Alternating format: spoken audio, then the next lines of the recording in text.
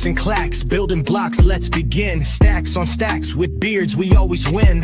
In a world of plastic, our minds spin. Brick by brick, where do we dive in? Brickin' with the beard, we never stop. Talking pieces, colors going over the top. Custom sets, landscapes, got a shop. Tunes drop, make the hobby pop. From vintage sets to modern themes, minifig dreams with studs and seams. Castle walls, spaceship beams. Listen close, hear the gear screams. Connecting fans, yo, that's the plan. Building bonds piece by piece, man. Every episode more than just sand. Confidence grand, bricks in hand. What is up? What is up, everybody? How is it going? Doing good. Welcome to another wonderful Wednesday with the Brickin with the Beard crew. This week we don't have George. George is doing 4th of July things, but we do have Caden. It's July 2nd. Yeah, but he's one of those weird people that likes to not work, so he takes off like all week and comes up with excuses. Oh, I mean, did you know that today is like officially the half point of the year, which means tomorrow we're closer to 2050 than we are the year 2000? Yep. That just hurts my brain. That's pretty crazy. It's like 9,000 some odd days away. 9,731, I think. Yeah, something like that. That's a lot. Not that you're counting. Yeah, not that we're counting anything. Yeah. But I would like to say hey to everybody in the crowd. We got Papa Trip in the chat already. Says, hey, Bearded Brick friends. Richard, Gene, Caden, Tori, Haley, and I hope everyone is having a good week. And he told me that he assumes that all my ideas come from Haley because our theme this week is how we come up with ideas. And I actually went through this all weekend of bouncing ideas back and forth to people. So this is going to be a really, a chance where we actually talk about a topic this week and not just BS our way through it. But then we got Rob Claxton that says happy 4th of July, everyone. We got Cajun AFall, Mr. Andrew, DRC, David C. Krause, Trevor, and Eric Lawson is all in the chat. But like I said, theme for the night. We normally do not talk about it. But I have had a lot of talk this weekend about random things and about how random builds come about and how ideas come. And I don't know about anybody else, but I know that Gene's not a big mock builder, but between me and Caden, I know that we probably have 1,000 ideas a day that we want to do, but that we never do. Well, I got ideas. I just don't have skills. Oh, well. That sounds like a skill issue. Yeah. That sounds like a you problem. It's not an idea shortage, just a skill shortage. So Gene, if you were to build before we get to that though, I heard a rumor. It's false. Is it? I don't know. So tell us a little bit about the show you just came from and what random piece of hardware got stuck to your build. Yeah, I guess we could start off with Brick Universe Raleigh was this weekend, and it is the home show. I've told everybody plenty of times it's the one show that I will normally drop everything I'm doing to go to. Great family. They've always done me well. I will always support them. It's a fun show that's not too far from the house. Of course, though, I will say I'm a little biased. Most of my lug shows at this, and I will say out of the, I don't know how many ever awards they handed out, I think it was like 7 of them went to my lug. Nice. And I won the best build there, best big build there. There was some people that had some emotions coming up to mind. I was talking to somebody and Haley was talking to somebody else because she was set up next to me. And in the middle of like her explaining to him why I chose Battle of the Bulge, he started crying. And that is something that you can't really prepare for. But apparently his grandfather fought in it. I don't know. I'm probably butchering that story, but I was like, that's pretty crazy. Yeah. I mean, the bottom line is I just wanted to publicly say congratulations. Yeah, I mean I appreciate it. I was more than I knew. So it's funny, like I said, I know these guys and like we're all in a Discord together. So I somewhat follow these builds as they happen, and like I know kind of who is going to get what. Like Zyman was going to win always. Zyman's pod racer mock this year is pretty crazy. And then we had my buddy Ben set up next to me. I knew he was going to win possibly best Star Wars, and he ended up winning best Star Wars for a base that he built, not off of any kind of cannon, just a regular base. And then no best in show went to somebody that I've never met before, but they had a massive spaceship that had some motors in it that were like turning this intersection. It was a pretty crazy sight to see, just because it was a lot of weight for the motors to be moving around. I'm trying to think of who, like Renee was there, Miss EMS Bricks, Trevor was there. Of course, we had Papa Trip out there. I'm trying Yeah, to. we would have been there. Well, you decided to eat the sushi on the to-go table. It didn't sit well, that's for sure. It sounds like I need to come down to this show next year. You should. How far are you from Raleigh? Probably 4.5, 5 hours.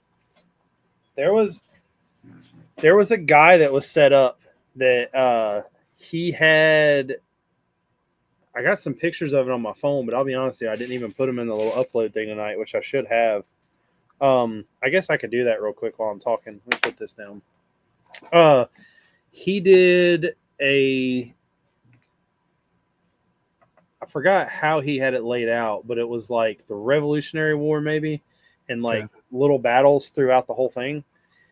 And I for sure thought, like, I don't know what trophies or categories they all have when going to this. I just, I know there's a best big build. I know there's a best Star Wars, and I know there's a best Mosaic. Sure. I was for sure that he was going to win best military. Like, I was positive if there was a best military, he had it. And there wasn't? There wasn't. That's unfortunate. Yeah, I mean, Trevor wants me to come. He wants me to bring cookies too. You should come. I mean, you can come stay with us. I've got a hotel. Okay. I'll get one next year. Is it normally like this past weekend?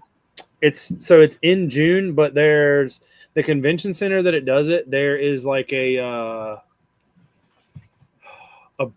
don't know if it's like a huge bridal show type thing. Okay. But they do it every year. But I just thought about something.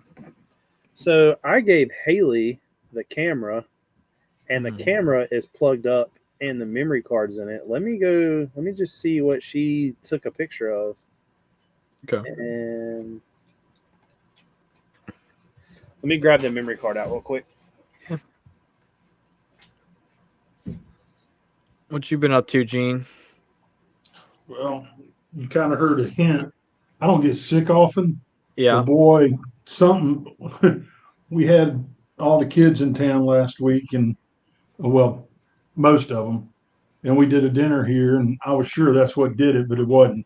Me and my son both ended up getting sick.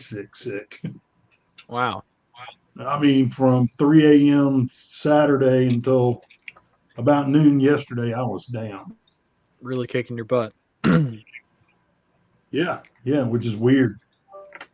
Yeah, I don't get sick often either. Like I mean, knock on wood, like I might see a head cold once a year and it lasts like 2 days, and that's usually about the extent of my illness. Well, I will say I get sinus infections. Sure. I inherited that from my mom. And it's usually spring and fall when the pollen changes. Fair enough. But this was nothing like that. Yeah. In fact, this was kind of the opposite of that. So I missed the show we wanted to go to. we had a huge four-wheeling event we were supposed to go to Saturday and the show on Sunday, and missed that also. A big national thing that we would have been a part of, and just sucked. Missed it both. Yo, I will say though that so I've been displaying there. That I think this is pretty cool in my opinion. It might seem rigged when I show you all this, but I have been displaying there since 2023. okay. So in 23, I won the Carrie Wu Award, and I won Best in Show. In 24, I won Best in Show and Best Medieval, and then this year I won Best Large Build. So that's next year. Next year, I'm hoping I get it again. I want Best of Show next year, but I don't think it's going to happen. I don't know how. I don't know how next year's going to work. So next year I'm gonna come and steal your thunder, is what you're saying? I don't think you build big enough to steal that thunder. Yeah, you don't think so? I've got 18 feet of table that you've allowed me for at Brick Fair. You know that, right? I mean, I haven't allowed you anything. No, I know that it's never the biggest, but I will say that me seeing just the snow layout on the table right now, I'm like, man, it's gonna be long.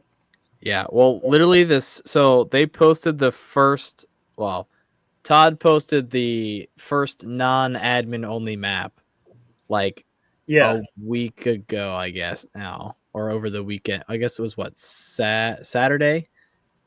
And I believe so. either Friday or Saturday, and I didn't even see it. And I wake up Sunday morning and Arm is like blowing up my phone, and he's like, we need this, and this, and Eric asked me to do this, and I was like, okay, let me go look at the map first, and let me figure out, and I'll get back to you. Because Todd like drawing everything on the map to make stuff match up versus like to split up big stuff. Unbeknownst, because like he also put in the notes for Munich, he was like, I want to be next to Bearded Bricks, except you're in the thing as Richard. So Todd, looking at that, has no idea who the hell that is. So I then asked to Todd, I was like, can you redraw this over here and then add another table to this pod? And then I sent a second message after that, and he replied to the second message, but not the first one. So if he doesn't change it, I'm going to change it myself, and then we'll be fine anyway. So yeah, me and Eric were trying to figure out how to like configure everything.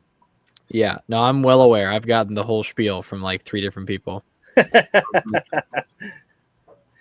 Because he asked me yesterday. He was like, when I was telling him and showed him a picture of the like before anything was like laid out except the mills plates. Yeah, and he was like, "Bro, how much room is it gonna take?" And I like told him, and he was like, "Did you ask for that much room?" And I was like, "I should have," because I told him it was like I may be one base plate bigger. well, that's unacceptable. Well, you better show up Wednesday before I do. I will 100% be there Wednesday before you are. Yeah, but you're not sitting near me, so I'm not worried about that. I mean, that's true. I have my own island. I know. Me and the boys. Oh yeah. Yeah, ironically enough, we're moving Eric's mock over next to yours, and then the space that Eric's mock is drawn into, Ian's taking. So it works out. I'll be right next to yours, right? If I'm correct. I think you're adjacent. I'm on the opposite corner. Oh, so we're on each corner. Well, so the double stack tables in the island that we're gonna set up on are like in the middle on the right side. So you're gonna set up there. We'll probably put Sean next to you since he's only 6 plates.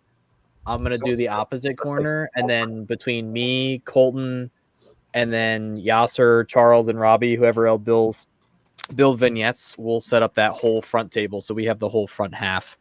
And then I'll put, if Ron registers anything, we'll put Ron right behind me. So we have like most of that island unlock. So are we going to be All the riffraff out. facing the historical section, or We will be facing the historical. Yeah. okay, that's what I thought. Yeah. Okay. So behind us will be Castle and then Charm City behind them, which is good for me because that means I can walk 30 feet and also coordinate that massive collab as well. Works perfect. So I got these. This is very few amounts of pictures. Apparently, this is the only picture I have that's not on my phone of Baston. But this right here, and I can't zoom in or anything using this. Well, yeah, I can. Sweet. This is what won Best Star Wars. Interesting. I kind of like it. Looks like super. It's very clean, and I know you can't see it on here, but there's lights on all of this Okay. that really make it like pop. Interesting. But I think he did a really good job. This is my buddy Ben. Yeah. So there's like lights through here, lights up here, lights up here, lights up here, and then Are they on? No, not in that picture. Oh, okay. I was like, there does not look like there's lights in there. He also built this, which is just something out of his own imagination. Interesting. Like these pictures are like loading as I'm like clicking them. Yeah. But like this clone tank thing, I don't know what it is, but it looks cool. I saw that. That was pretty cool. And then this was part of his Hoth build, the Wampa in the cave. I just had to put a trophy there and take a picture. Nice. But Hoth. And then these cranes were really cool. There was a guy named Nick's Bricks. He's also in the lug. Mm-hmm. All these things all are remote controlled and work. Everything does. I'm familiar with Nick's Bricks. So he was like, well, there's like 6 of them. 6 Nick's Bricks? Yeah, because I even was trying to like tag him and stuff, and I was like, hold on a minute, which one are you? I'm familiar with at least 2. This is like Nick's Bricks 88. Yeah, anyone with bricks in their handle, I don't know outside of like 3 people. He built the Octane truck, which what I thought was really cool. It's also, as you can tell in here, it's remote controlled. Nice. Damn, at that scale, that's insane. Yeah, all these are everything he had pretty much. I mean, the train's not, of course, but Yeah, I saw the pictures of the train. Yeah, I did too.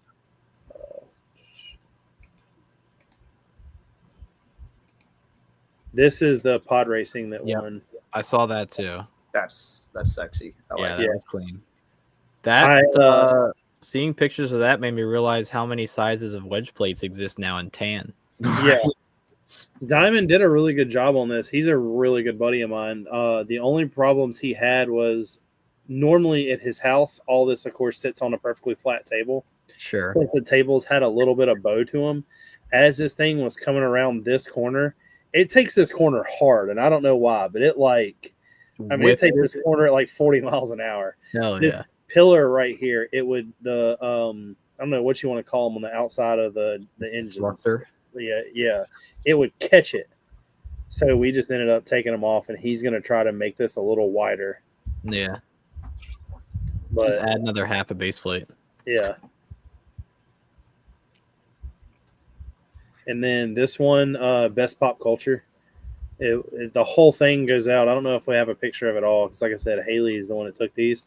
But it's Mr. Rogers' Neighborhood. Oh, They had all the little things.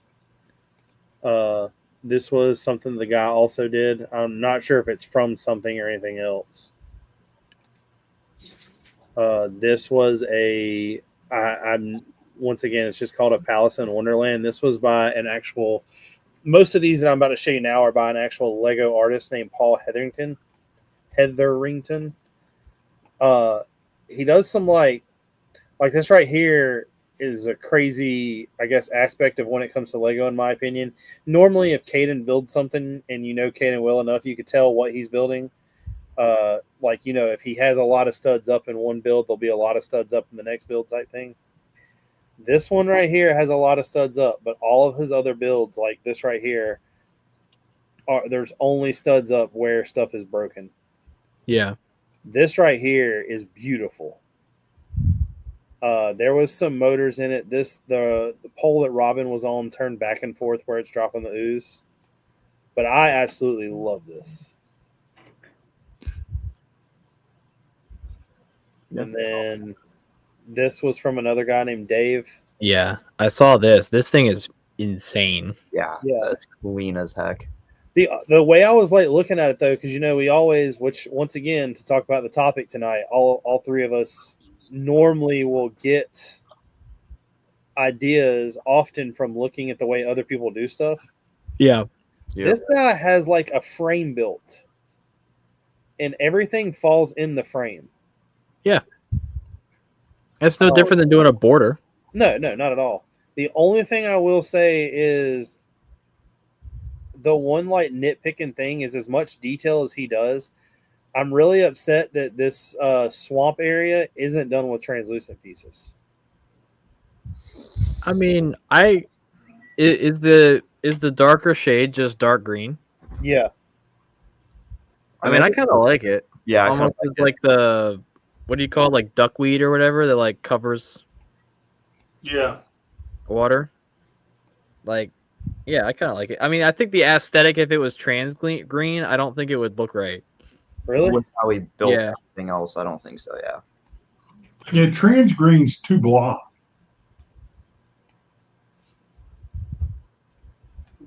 But now the way he used the 2x2 inverteds on all those towers on the tower up crazy. Here. Oh, I mean, on any yeah.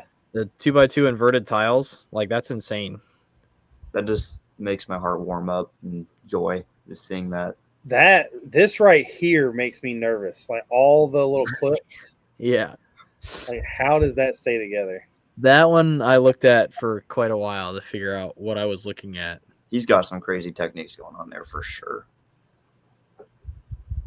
Ridley MMA says, I don't know, this was on my algorithm, but may I ask what the heck is going on here? I went to a Lego convention this weekend, and these are pictures that I took. This right here was another really cool shot. It's a buddy of mine, his castle, like the wall is exploding. The use of all these little like clear, I guess, action pieces is pretty cool.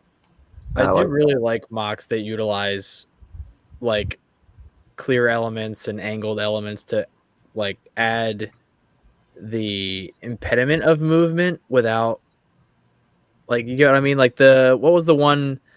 Oh, it's probably months ago now. Like the stormtrooper kicking over the crate and he had the crate mounted on the little bar, like stuff like that. I think stuff like that adds just so much extra detail. Especially because like a lot of us are building without motors, like stuff doesn't move, but we're kind of giving it the. I got a whole bunch of those little clip pieces I'm trying to show in the forest. One of the things I want to do with the Battle of the Bulges, I want to have a tree that's like it's falling, but it hasn't fallen yet. And like the movement of falling. Yeah, the only problem I have had so far is the fight of the weight of the tree. Use flex tube, a 2x2 round plate, and cheese slips. I've already tried it. I've tried doing that, and I've tried even putting the way that I've got it so far. I haven't taken a picture of one yet. I've got it over there though, but I've got the tree trunk built pretty much in like the first little row of leaves, and then I've broken the top off with like the cheese wedges, so it looks like the tree is like broken, fallen. Mm-hmm. I have so I'm not building out of a 2x2, it's a little bigger. In the bottom of it's a 2x2, and I have the flex tube with a paper clip in it holding the rest of it, and then the pieces that are showing there. Okay. So it kind of holds it. The only problem is I'm not sure like if somebody like were to walk by and bump the table, I don't know if it's going to fall over. I mean, how deep into both sections is the flex tube going, or do you have like a 2-inch piece that's only in the top? No. It's I've got a bunch of it, and there's a pretty big piece in there now. It's just the weight of the tree.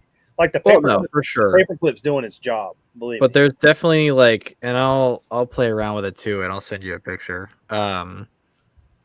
there's a way you could probably do it and mount it with Well, my a next subsystem plate my hidden in next the goal, bottom leaves. and I think will work, is I'm going to take one of those clear rods, Yeah. and I know you're probably not going to like to hear this, but I'm going to cut the studs off of each end where it's just a clear rod, and I'm going to heat it up a little and bend it while it's and stick it through the tree. I mean, that'll work. It's Just because it's solid I plastic, so I mean, know it'll hold it better. It will work, but there's alternative options to doing that. General Tron Brick says, okay, that XP rating thing does not make any sense at all. I don't know what you mean, XP rating. No idea. But this was Geppetto and Pinocchio. I thought this was pretty cool, even though I'm not a big fan of brick built characters. I mean, it's simple and clean. I like it. It gets to the point. This right here is a buddy in our lug. He's actually got this thing. It right now it's like, well, last time I checked, it was over like 1,300 votes, but he's trying to get it to 10,000. Magic School Bus. Yep.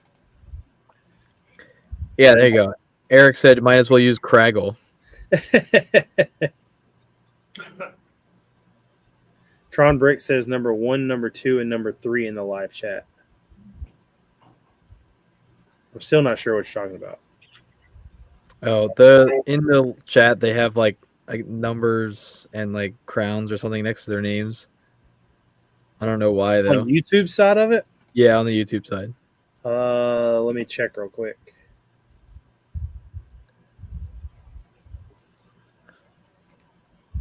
Not entirely sure how or why. I had one earlier.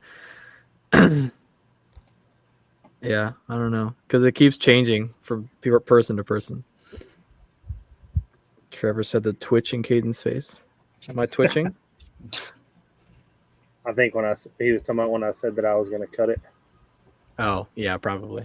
I mean, hey, I'm over here drilling holes in plates, right? I don't know. I remember when you messaged me if I was drilling holes in studs. You remember that? Yeah. Well, no, that's because that picture very much confused me.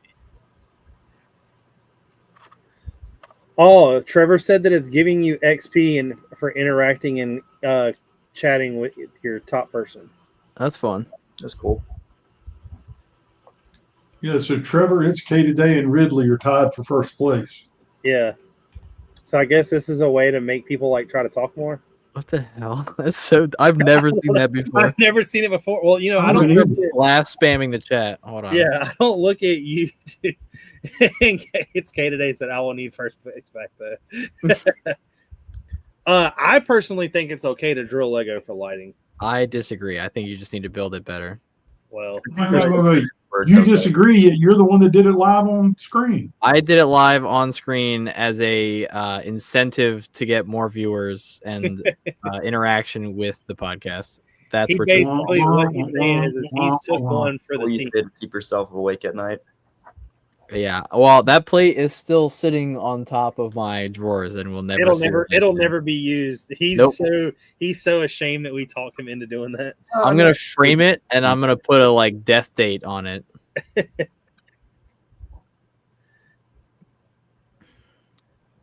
Treneltron said, I don't care about it. I just talk anyways, but notice someone bounced it first with barely anything, so it doesn't make any sense. Yeah, I don't know. I've never seen that before until now. And then Yeah, Andrew like said that was peer pressure. The person who was in here who had never been here before got first place after one message. And everyone else sitting in here is like, what's happening? So to get to the topic, let's actually do this week and talk about the topic. And it'll be especially good thing to hear both of y'all's sides. But how do y'all get inspiration or ideas to build? I don't really care about the inspiration part of it. Like what makes you get the idea to build something? That's a good question. Is it like, because a couple people chimed in. I posted the thing on Instagram for people to answer, and some people say they'll watch a movie and get an idea, or they'll, have an idea off of something they remembered, like in a book. But I mean, with basically the military stuff, it's all going off of things that really happened. So is there like Caden, what made you do Hacksaw? Why Hacksaw? So, I mean, I mean, the greater question is why I did Okinawa, because like, and I did the same thing for Peleliu. And I mean, I guess I can give you some backstory on really my mock building in general. They kind of led me to like how I pick projects now. So like the first mock that I ever did, the infamous voice crack video from My favorite 2015. video of yours. Besides That video can burn in hell. Anyway, the But just like you drill in the Lego block, it does exist. it does exist. There are a lot of very interesting clips of me doing stuff on Beyond the Bricks YouTube channel. It's a whole thing. But need his own Reddit page now. Yeah, I was yeah, gonna say that, Caden's OnlyFans and Reddit page of him just doing weird things on Beyond. on the my Bricks. Patreon. No, the first mock that I ever did was based on, at the time, Brickmania had just done their big Battle of Peleliu at Brick World that year, or not that year, in 2013, to display their LST. Mhm. And having already been into World War II at that point, I was kind of like, okay, like I could do that. And the Lego store had tan plates, 4x4 tan plates on the wall. And so like that kind of turned into what would start that. And at Brick Fair that year, a very good friend of mine, Gary Brooks, who I've known for, probably 10 or 12 years now. We were talking about my mock that, like, you know, I was focused a lot more on the accessories and the minifigures and that kind of stuff rather than like the landscape and all of that. And so that turned into me kind of like rethinking the idea of the Battle of Peleliu into breaking it up into chronological sections. And so I did the landings, I did the jungle, I did the airfield, or the road to the airfield, and then we did Bloody Nose Ridge. And that was like the 6-part like operational timeline is what I was calling it for Peleliu. And so while I was building Bloody Nose Ridge, I was trying to think about like what was the next island I wanted to do. And the finale project for Okinawa that I'm still designing, that I'm not going to spoil, was a big reason I wanted to do Okinawa. If you know, you know. And so I know, you know, shut up. So that was kind of the big thing. And so I was like, okay, I'm going to do Okinawa. You know, what areas of Okinawa do I want to do? And in what order? And so like the landings obviously was number one. Kadena Airfield, like the original plan was to do Kadena and Yanton airfields, do both of them at the same time. That did not happen, so I only did one. But it was kind of like, okay, you know, break it up into a couple big pieces. And like Hacksaw, so originally the idea for Mount Ye was generalized to just Matobu Peninsula. And it wasn't until like I sat down after having built Kadena that I started looking at it and like getting a directive idea to where I was going to go with it. So to start it off, though, it's just you said, "Hey, Brickmania did this, and I want to do it like better." I mean, so that was like the original inspiration for my first mock. Nowadays, it kind of pulls from a lot of different things. Whether like for the big mocks, it's generally stuff that's planned like way in advance. Like, I mean, Okinawa, I've had planned out from the landings all the way to the finale build for 4 years now, or 4 or 5 years now. So like I knew I was building Hacksaw 4 or 5 years ago. And it was just a matter of like getting to this point and then putting in the effort to research it, design it, and get it up.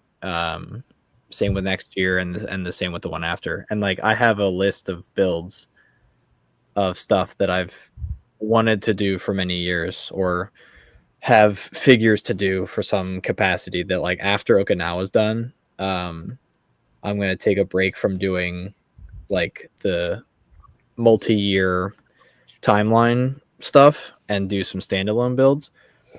But I do think that the next island that I'm going to do is Iwo. So For like sure. the way that you did, or the way that you're explaining that is a lot different than like, so for instance, Battle of the Bolt, the castle I wanted to do because I had the figs. The castle was 100% an idea only because I had the figures. The city was the idea because I was a huge Marvel fan, and at the time, you know, the end game and Infinity War and all that was just blowing Marvel up. So it was like almost like a stupid thing not to try to like, I guess, bring in that, which I got no traction from that. So I didn't gain anything from me really doing the city. Battle of the Bulge was the 80th year anniversary is when I started it. I wanted to use the snow pieces, and I was trying to find a military style build for me to do that minifigs existed, and I knew that, like, you know, pretty much came up with the idea that the minifigs were available. Right. The next build that I do with the military was literally because we asked the chat and It's K Today give me an idea, and now that idea has turned into something that me and the Panzer Brick Labs crew have like a ongoing thread of sending each other ideas about. I will say that it's kind of crazy because this is the first build, even though it's a video game, that I have a reference of going and looking at pictures because, like, it's, you know, it's a made up. It's not a made up city. The city exists. I've been watching stuff about it while at work. I mean, it's a city in France. It damn well existed. I don't know. It doesn't look anything like it does now because it was flattened then. But Oh, sure. And rebuilt. Yeah. like the church, I think, is the only thing that's even standing. And if you look at where the church is now, there's like a whole section of it that's bigger. And if you look why, like find out what was the reason, you can go back and find pictures that the whole like left side of that church was just melted apart. It really was. Well, and that's one of the things too, and I think we've definitely touched on it a little bit before, is like reference material. And you know, for me, like over the years, my plethora of resources has grown exponentially. Yeah. But even still, like there are just some things that pictures don't exist of. Yeah, Battle of the Bulge. Go look like, for that stone. There's like especially hard. Yeah, like Hacksaw Ridge, there is a single picture that I can find, and it's a picture taken from the bottom of the face, and it's looking up, and Desmond Doss is standing at the top after hanging the rope ladders. And there's not a single picture from the top. There's not a single picture at the bottom looking back out towards the coast, anything. And so, you know, the unfortunate part is that like Mount Yay, you know, I had, but see, with pictures, you I had saying maps. that though, there's still a huge reference material, even though I mean, you have the ability of watching the movie, even though it might not be 100% there. Yeah, That is very well represented. If you if you watch Band of Brothers is the main thing that people think of when they think of Battle of the Bulge. Yeah. And that show has like a 10-second, 15-second clip of them outside of the church and showing one other building out front, and that's it. Yeah. If you go to, I mean, there's plenty of movies that have World War II reference areas in them that may not be 100% correct, but they're good enough. Yeah. Yeah. No, and I mean the movie, like I'm not discounting the movie from like actual historical reference, like what I'm going to, you know, first, right? I'm looking for primary sources first. And you know, if I can't find that, I'll go to movies or books, things like that, and then, you know, I'll kind of go down the ladder. I've got a so I know this is like, hold on, I'll show you real quick. So what people don't realize in a lot of situations, and I think this is, you're only going to find this in military. Everyone knows I've been working with the Panzer Brick Lab crew. I bought some of the prints they had in the Signal magazines, or of the Signal magazines. And I don't think I've showed you this yet, Kaden. I need to bring this to Brick Fair. I want you to see it. Eric said that he's seen it, and he's got it or something. I went to a gun show. I'd never heard of these Signal books before, ever. Go to this gun show, and there's this guy who has all these books, and he has a book that on the front of it says Signal, it's the logo, and just says photos from Hitler World War II. The crap that's in this book that you do not see online is insane. Yeah. And this is one of them. This is a book that I have gotten really good reference points on, but the only problem is the reference points are all it's every single 100%, nothing but the snow. Right. Like the Bastogne in this book does not exist. Now it shows street signs. It shows like right here where they're blowing apart the road. But I mean, you can't put any of that together. And like this picture right here, for instance, knowing my knowledge and my research, I don't know exactly. And in the book, it doesn't say, I don't know why they did this because the Americans blew up the road. And my only guess was to move debris out of the way. Yeah.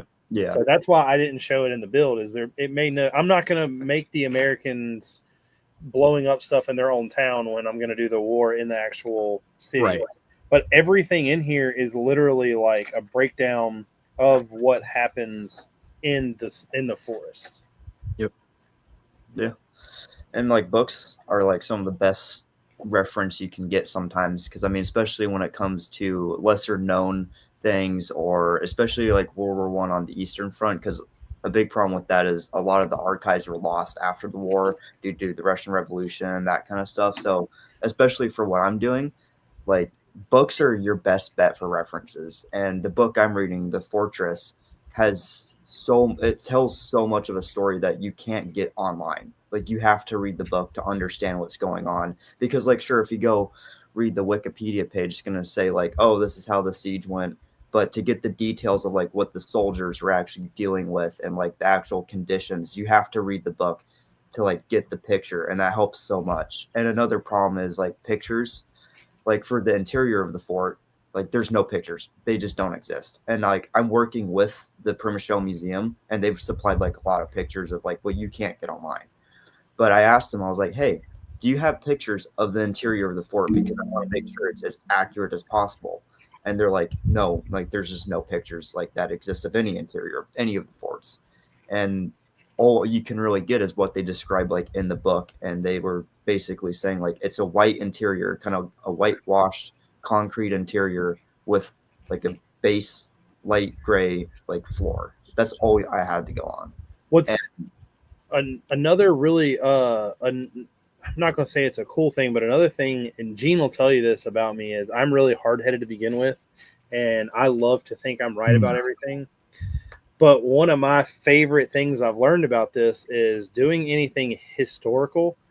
I just dealt with it all weekend. There is a lot of people that will tell you, come up to you and tell you that your mock is wrong because of certain stuff. And the like thing I heard like 16 times this week is after they read that it was Battle of the Bulge, they're like, well, where are the Germans? And I'm like, well, this was in the town of Bastogne. They're like, yeah, but the Germans were in Bastogne.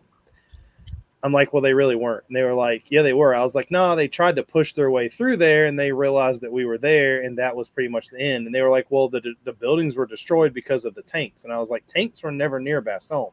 I was like, the buildings had holes in the tops of them because Stukas were dropping bombs. And they were like, no, I'm pretty sure it was because the tanks were rolling through. And I was like, I'm pretty sure you're an idiot. Yeah, I was like, the tanks, like, Germany never truly entered Bastogne. That was their push to enter Bastogne. And lo and behold, they had some screaming eagles that were guessing other ways they're going to go down. Yeah. I was going to say the one crazy thing that I've learned, especially with doing this military thing, is when it comes to reference material, what people, and of course us growing up, all of us, especially most of us in the chat, and especially all on the panel except for Gene, anytime we had a school project, we Googled the most information we could find about it.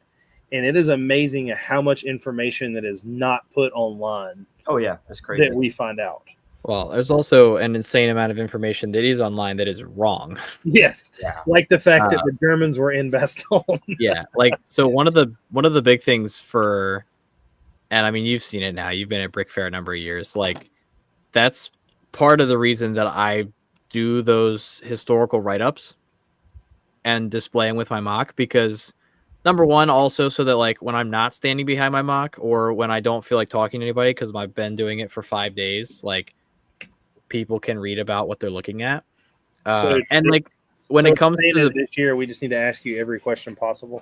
yeah, when it comes to the Pacific War, like obviously there's well known, and then there's also very unknown, and so like I mean last year with Mount Yay, and like granted that project still today gets talked about I on still love some of the things people were saying at Brick Fair, what they thought it was. That was the best part. yeah. So, but like all year last year, I heard volcano. The most common one, ironically enough, when people realized that it was World War II, was Mount Suribachi, which, granted, like the average person doesn't know Mount Suribachi by name, but they know it by association to the picture from Iwo. And so when people were saying that, I'm like, okay, like, yeah, it's definitely not Mount Suribachi. There's a big ass plaque on the front of the mock that says otherwise. The mock card says otherwise, and all these historical things in the front say otherwise. But people would say it, and I'd be like, well, actually, it's this and not that. Do you want me to tell you what I actually thought it was when you were showing like the pictures of it before you explained to me? Well, you saw it before you and I even met because Sam sent you pictures from World War Brick. Yeah. Yeah. What did you think it was? I thought it was because you've have you ever played Battlefield 5? Yeah. Yeah. Oh. I thought it was the Iwo Jima map because like that literally is the Iwo Jima map in that game is a mountain with like the yeah. And that's what I thought it was. I was like, so you also thought it was Mount Suribachi. I mean, like, I guess if you're like the average person and like all you know about like Iwo Jima or like the Pacific Theater is Battlefield 5, then yeah, I could see why they think it would be Mount Suribachi. Well, and I mean, even if you knew more than that, if I walked up to you and you'd be like, "Oh yeah, this is Mount Yatake on the Matobu Peninsula of Okinawa," you're like, "What?" Like no one has ever heard of that. So, like that was kind of the other part of it was that like, okay, no one has any idea what this is, and that was part of why I had all the write-ups out front because I'm like at every show. Yeah, I'm not reading all that. And that's fine. But, they're there because there are people who will stand there for 20 minutes and read through the whole thing. Oh, yeah, there's definitely people who will. And so, like, for Hacksaw, like, I'll probably do 2 or 3 for Hacksaw. But, like, the downside with Hacksaw is that with the lack of primary source reference material, most of my reference and creative liberty is coming from the movie. Granted, the cliff is not as tall as it is in the movie because Jesus Christ. But like as far as the top goes, I know that there were concrete pillboxes and blockhouses. I don't know where. I don't know how far apart. I don't know how extensive the Japanese trench line was. Like there's no way I can get that information. But when it comes to like Japanese fortifications in general, like I have a lot of backed up research for that. And so I'm kind of applying generality to it. But like you walk up to it and you see the cargo net and guys climbing it, you automatically are going to click Hacksaw. Yeah. And then the top is kind of just like the extension of that. Like that's the big battle going on. Like no one's nitpicking the fact that those bunkers are too close together, except for Carson. I mean, when anybody's doing a build and you get the idea, like the castle, I had so many people say, "Hey, what castle is this?" Right. I mean, everybody's going to assume something you built more than likely is modeled after something. Sure. Eric said, "Lazy, why did you choose your battle as your mock for this year?" That's a good question. Because he's dumb. Shut up. All right, that was a good answer. So moving on. No, anyway, but, I don't know. Primichel is like such a interesting siege in my opinion. Like, when you think of sieges, you think of like Leningrad, you think of like Constantinople, and like the big like super important sieges that had like massive historical consequences. And I kind of like sat there and looked at the siege, and I've been wanting to do this for like years too. and stuff. And I sat there and I looked at this and I'm like, okay, so there's got to be more to this. And I kind of started researching it and went down the rabbit hole. And what I found out is that this siege actually had like such an enormous impact on how the war went. Like from like early 1914, like September of 1914 to I think May of 1915 when the siege ended. Basically, the entire Eastern Front was focused on this siege. Like every Austro-Hungarian offensive, a lot of German offensives were entirely focused on breaking the siege and pushing the Russians back.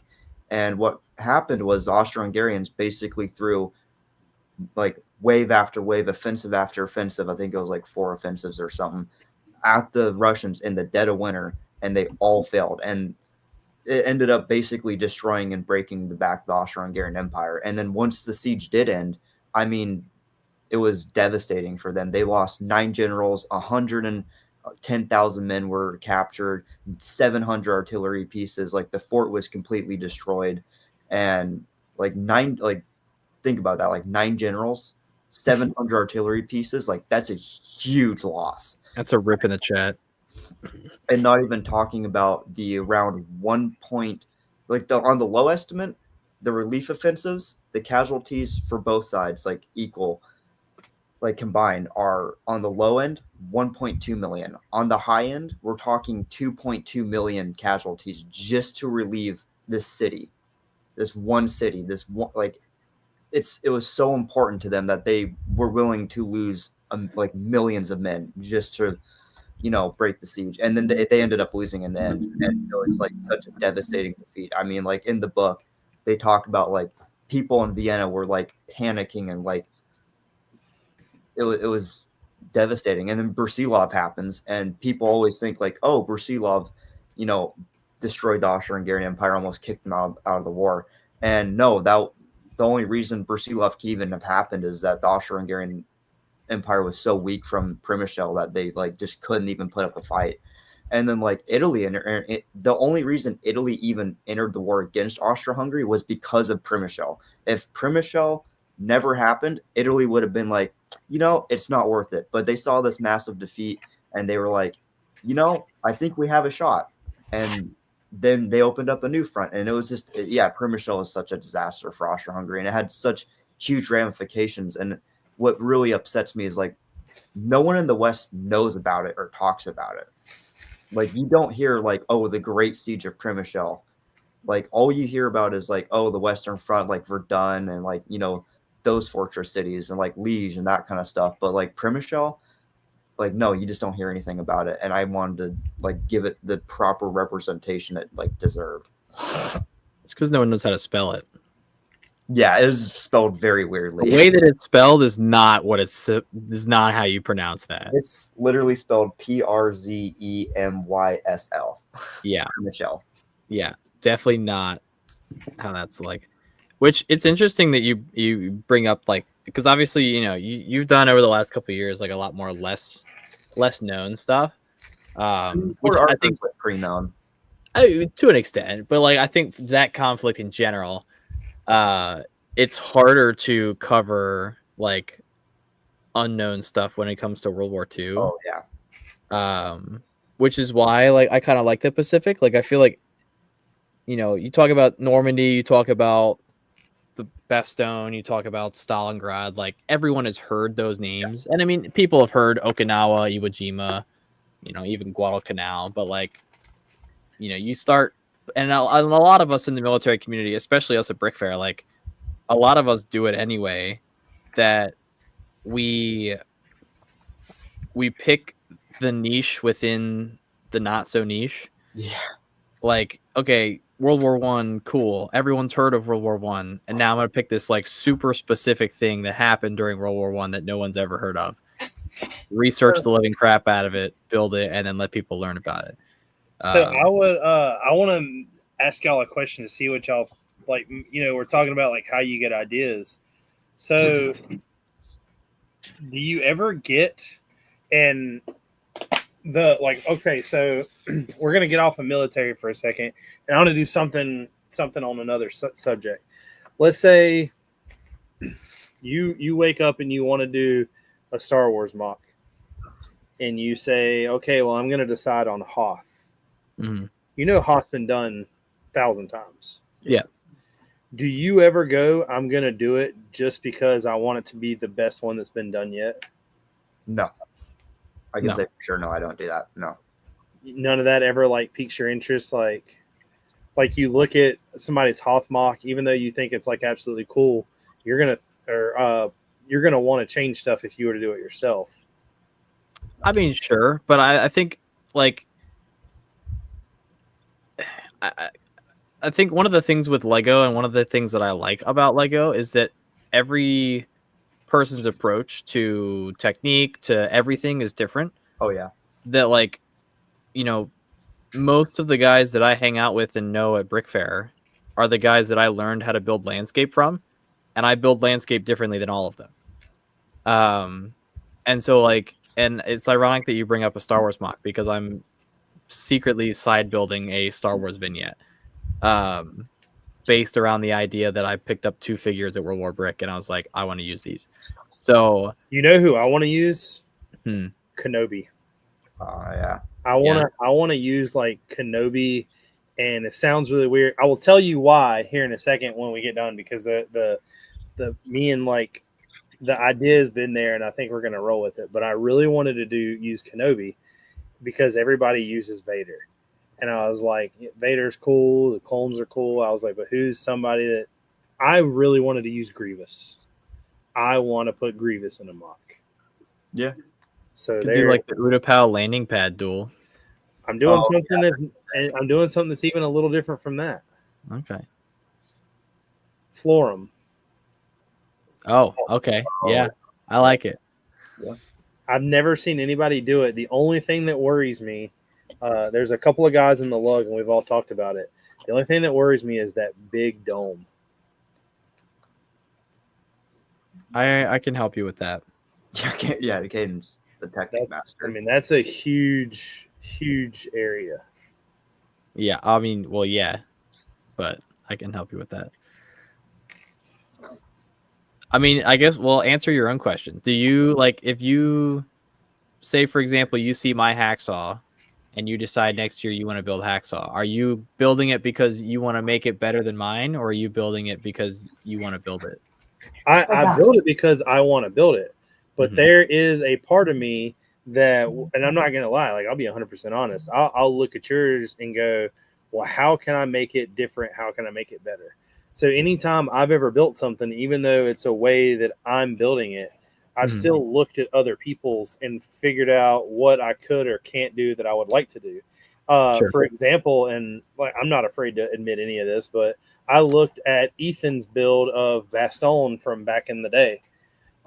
Is mine going to be as big as that? No, I think mine. So, and this doesn't go against him. And doesn't really go. I'm not going to say this against anyone.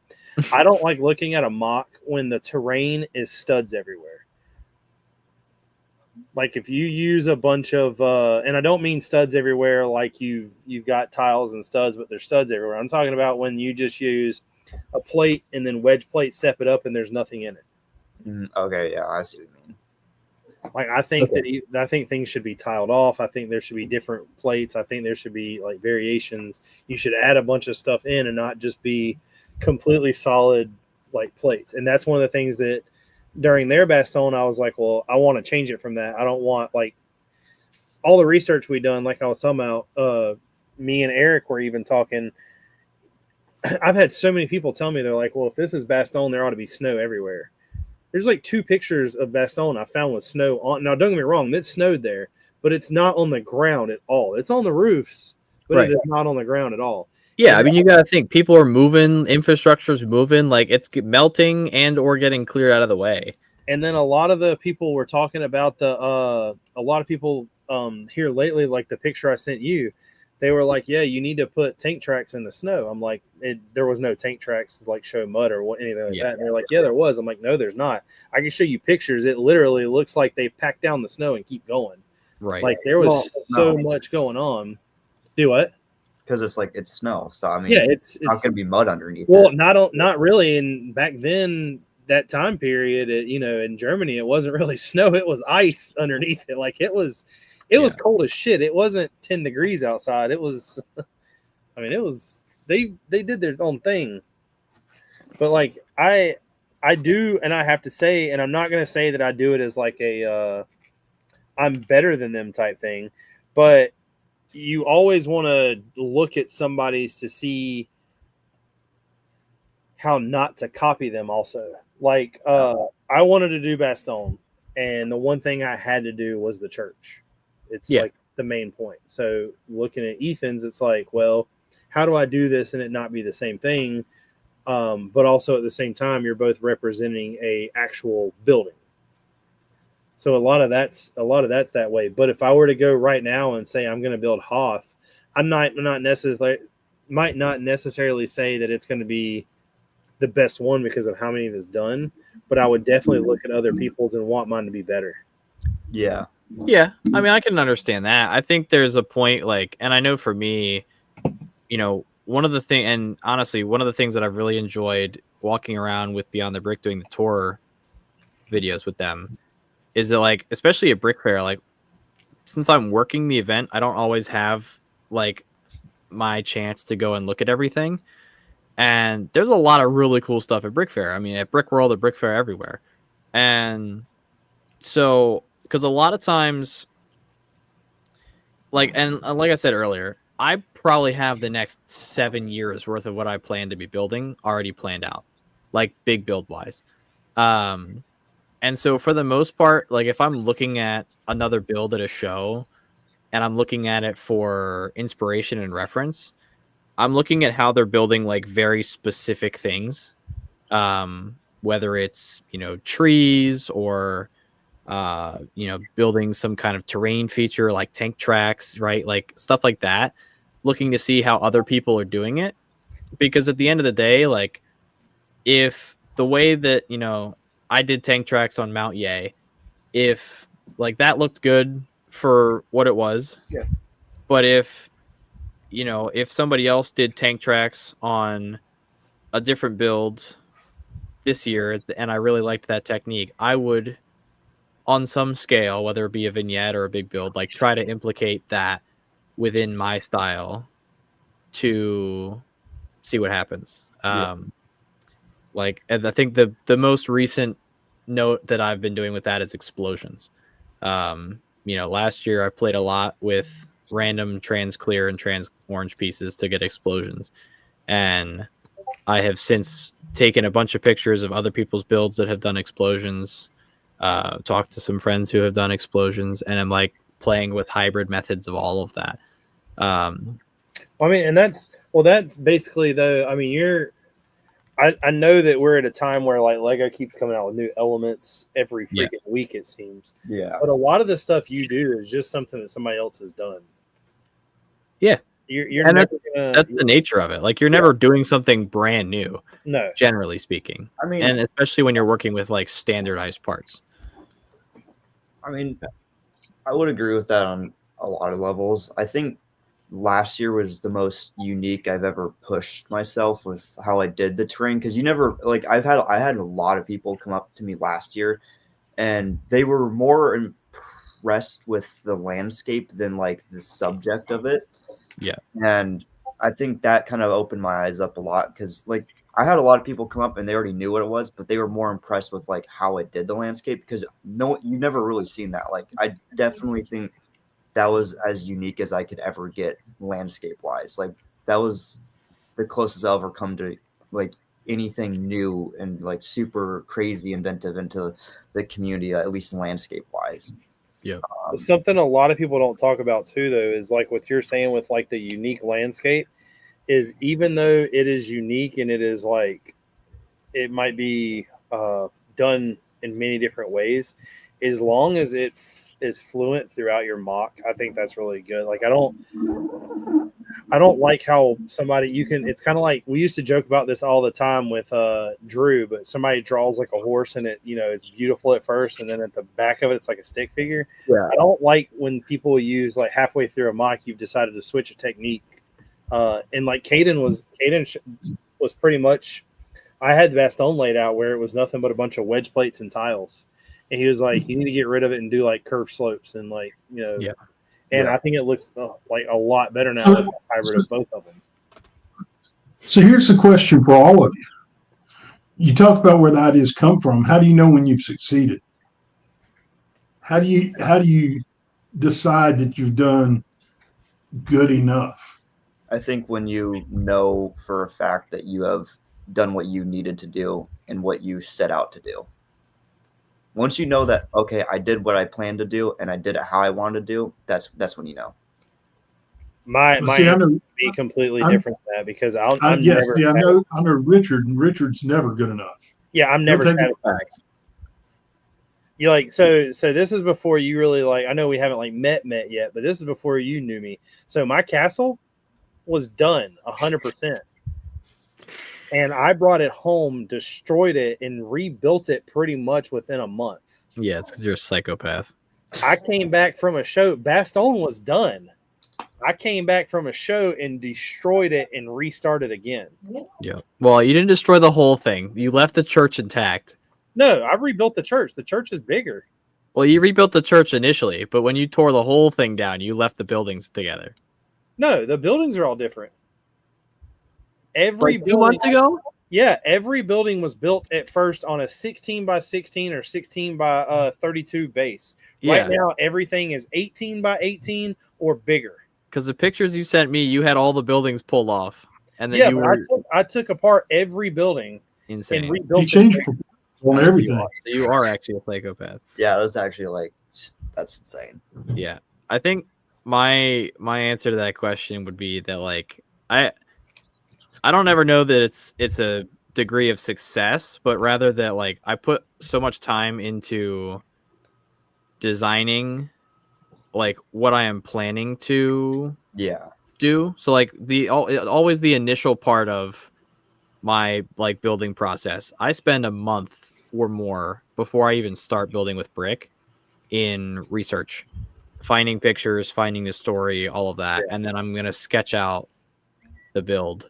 You know, and I'm gonna sketch the initial sketch is gonna have big stuff like Mount Ye. Like Mount Ye had where the mountain was gonna start, where the caves were gonna be, where the trench was on top, how many tanks I wanted, and then like where the gun pits were. And those were like the 4 or 5 main aspects that I was like that I wanted to make sure that I included.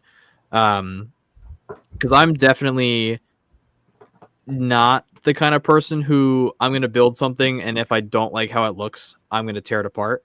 Yeah. Because I'm going to continue to rebuild the same thing in the moment until I like how it comes out.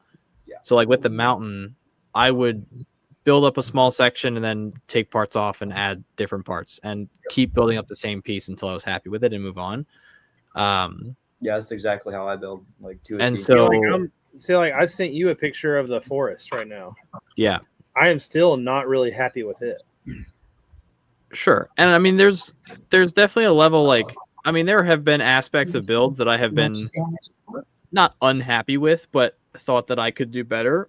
And like one of the interesting things, if you go back and look at the most notable one is Bloody Nose Ridge, that and even, I mean, some of it's even like the progression of my especially since everything's recorded.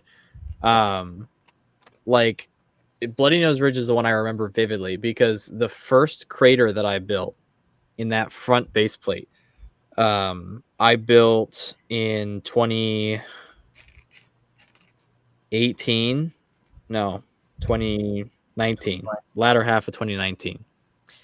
And I was building it in the same style that I had been building craters for years at that point, which was a lot of large plates, a lot of wedge plates.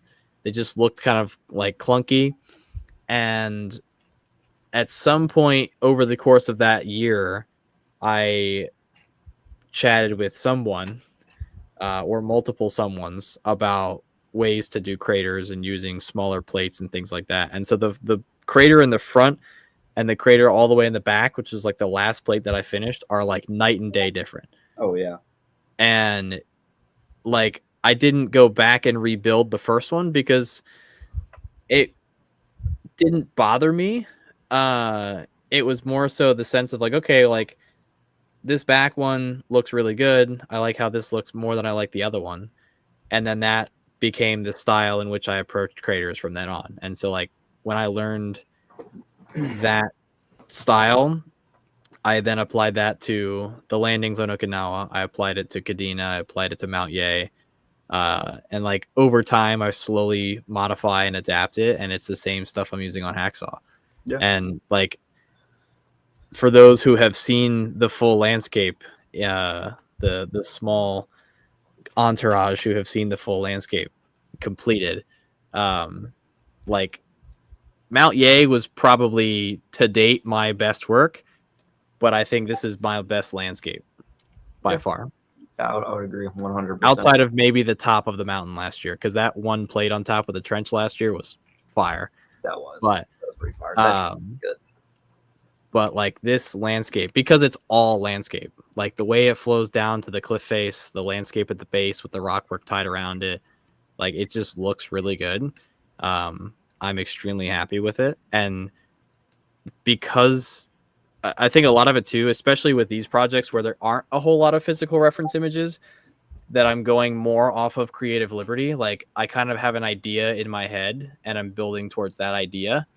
And if I can get somewhat close to that, I'm going to be genuinely happy with it. Yeah.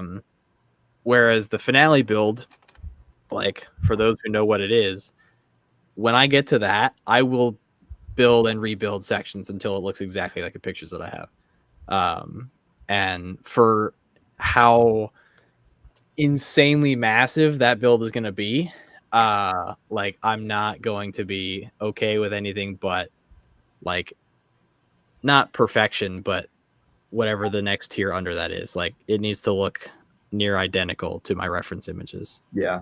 And that's kind of where I'm at this year, because like the part of the fort that I have built is a 1-on-1 recreation of the actual picture. But then the front base plates where the trench is, it's accurate to the actual how the trench was, but it's just way closer to the fort. That's the only difference. Right. So like every single thing on this build is a 1-on-1 replica to how it was, except it's just a little bit condensed, except for the fort itself. The fort itself, perfect, like actually like 1-on-1 recreation of the picture, but the trench is just maybe like a couple thousand feet closer to the fort. Sure.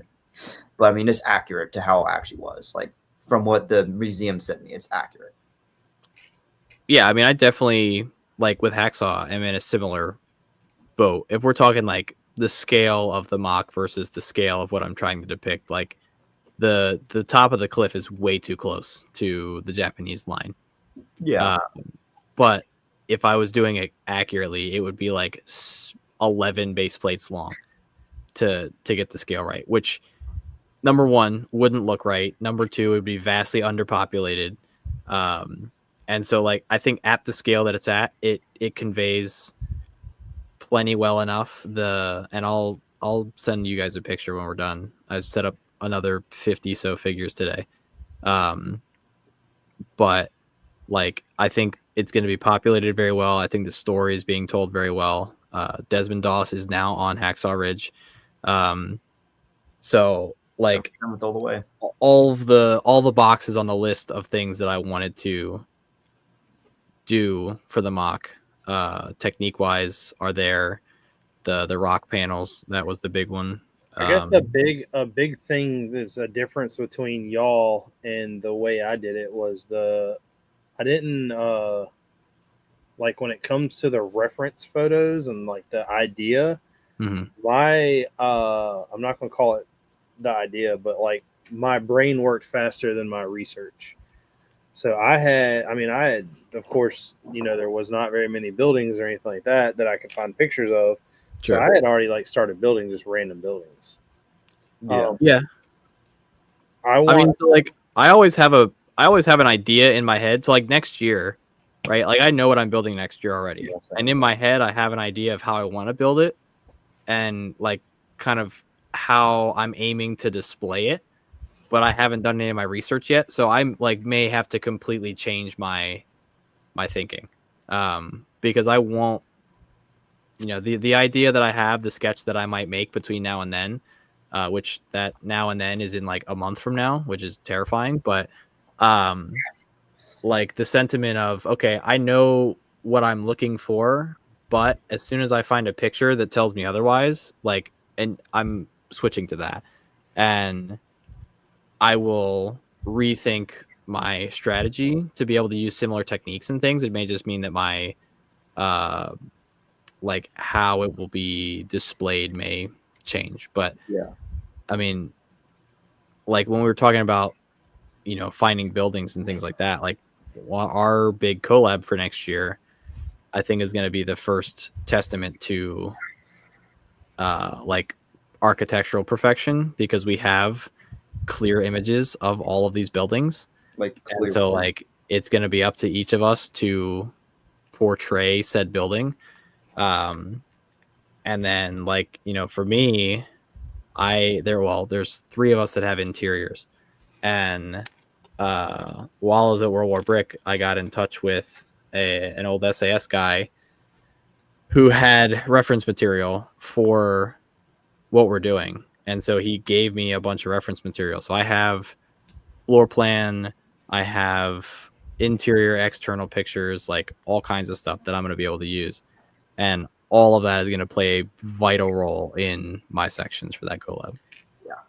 So like the idea that we came across with It's K today saying Aris and us deciding on it, or me deciding on it really, a lot of that goes back to the fact that I want to do something a little different, and you can ask Eric because I've talked to him about it, and of course the Arm and the rest of the guys there. I'm more than likely, the way I'm going to start this is I am going to go into, and it sounds so dumb because I hate it, but I'm going to go in studio, create the entire layout, and give a rough sketch of where the buildings are going to need to be. And I am going to pretty much build these buildings to how they need to sit in there. Mm-hmm. And it won't be like an exact, like, hey, this is how this building needs to go in studio. Like, it won't be built that way in studio, of course. Sure. But a lot of the ways I'm going to try to do it is in studio. That way I truly have some type of a reference that I've created for myself to go off of. Yeah, I mean, that's fair. I set up a lot. Because, I mean, like with Bastogne, it was pretty simple. I just laid base plates down and created a map for where the buildings were going to go. Yeah. And it was pretty simple, too, because of the fact that Bastogne is literally a big square almost. I mean, none of the roads were very curvy. In 1940, they weren't out there making some, insane type roads. Yeah, they weren't making roundabouts in the 40s, I don't think. No. Yeah, I mean, so we're almost essentially doing like an equivalency. You're opting to go a more like Lego specific, drawn out, whereas and granted, like you're also doing like towns, things like that, where you have buildings that need to be spaced and all of that. Where like, Hacksaw, I don't need a map because the whole thing, like every section is labeled. And so like I roll up to the show and I know where everything goes. And even when I was building it, like laying everything out, I had, and I definitely did it in brick too. Like, and there's probably a picture on my Instagram somewhere, but when I had all the landscape plates on top, once the frame was done, I had bricks that outlined where the trench was. I had wedge plates that outlined where the bunkers were going to be. And all of that. So like when I got to that section, I could build up those areas. And the same thing happened with Mount Ye. Like I had a kind of a big line of brick around that told me where the base of the mountain was going to be and where everything lined up. So when I was starting the next section, I knew, where I was going. And the same will happen next year when I get to that build. And like, I mean, I guess on to like what we were even talking about earlier, like, taking inspiration from other people's stuff. Ian is going to be a great help for my build next year, because one of the techniques that I want to use, he used a few years back. And so I know he knows how to do it, and I'm going to Build. get assistance from him to. But you're bringing up a whole nother like thing there, because like when you're using other people's like ideas Mhm. or like their techniques, I would love to do that. Just as a simple fact of how you you take somebody else's, of course, technique, and then you adapt it with using your own technique to come up with this, like what you were talking about a little while ago. Yeah, almost hybrid. like a hybrid type. Yeah, and like I feel exactly that way when it comes to how I do my like layering and like landscape. Like, sure, it's not like directly based off of anyone's landscape, like it's kind of my own, but it takes so many different techniques and styles from like everyone, and it mashes it into one coherent landscape. But it's like at the same time, yeah, it's my own like style, but it's totally like taking inspiration from so many other people, you know. Yeah. But I mean, as far as I can say, when it comes to the fort, like that's all my own like design. Like, but when it comes to the landscape, for sure, like totally, it took years for me to learn how to just take inspiration from so many other people to get to where I am landscaping wise today. And it's, you know, it's pretty cool. Like you can just do that. And it's like you have so many different techniques with Lego. I mean, there's so many crazy ways that you can connect the bricks and do whatever you need to do it. And that's why I love it, is the freedom that it gives you to build like literally anything you want. That also is one of the sucky parts that I was like saying earlier too, though, is whether we want to admit it or not, I will 100% say it is a sucky part. You get used to doing something, and you get used to building a certain type of way, and then we've all had the instance where, oh man, I really wish I had a 1x5, and then you create that, and then Lego's like, hey, check this out. Yeah. So there's it's interesting too, because like, and on the topic of landscape, like, between Ian and myself and the other 15 or 20 guys that we're all super close with between Brick Fair and everything else, like over the last decade, most of us have been building landscape, and every year, like, everyone's landscapes get better and better, and like every year we kind of all pool together and like just look at everybody's stuff, because that's one of the biggest things is like, and especially for me, because most of my builds are landscape. Yeah. They're like in the umbrella of what I'm doing, landscape is king. And so like, whether it's looking at Ian stuff or looking at Gary or Noah or whoever, or even any of the other guys in our crew, like everyone building landscape. And I mean, even people looking at my stuff, like, Ian and I both know how to build landscape. We've both been building landscape for years on end. And at Brick Fair, we will sit there and have a 3-hour conversation about how we built certain parts of our landscapes. And then we will apply that to our own mocks afterwards. Like, it's kind of the nature of things. And when new parts come out, it is cool to see how people integrate them. Like, and I've talked about it a little bit before, and I've definitely talked about it with my lug, that I have a like spreadsheet of like basic techniques that I use for lots of stuff and what list of parts I use. So for like landscape, there's like I think it's like 11 parts, and it's 1x1 plate, 1x1 tile, jumper, quarter round tile, cheese slope, like all that. And so I can look at that, and then, okay, if I'm building the Korean War vignette that I'm working on, let's say, like, okay, I'm doing landscape, I'm doing cold, mountain, winter, so I need white and dark gray. And so I can go and find that list of parts in white to be able to adapt the landscape that I can do in dark tan for a mock this size to a mock a 1/32 of that size in a different color, and apply the same things. And like when a new part comes out, see how people integrate it. If it's like, I think one of the parts that I'm really excited to use, and I have some somewhere in olive green, but it's the 1x2 tile that like the second stud of it is an angle, If you know what I'm talking about. Yep. Maybe Richard looks confused. I'll grab. Or you one. mean it looks like a side view of a house, like with the roof? Yeah. Yeah. This thing. Yeah, I got a whole crap ton of those, especially so the way I use those in this build is they came out with, and I thought I had one up here, but I don't see them. The headlight bricks are now in trans clear, and Yeah, those I've got a pieces ton of are in those. trans clear. Well, you can build them and turn them sideways into windows, and it makes it look like that window has that extra shatter piece. So if you put it on a snot brick, on a headlight brick where it's sitting this way, you Hmm. got the brick here. You could put a slope here, and it makes it give it that sharp angle that it technically didn't have before. I never thought Okay. about that. I like that. I have a bunch in trans clear now because I bought them for the river for the castle. So I might play with that. This See sounds- again here, me taking your technique. I'm gonna use it. We I know we all joke about like how we do certain things and techniques.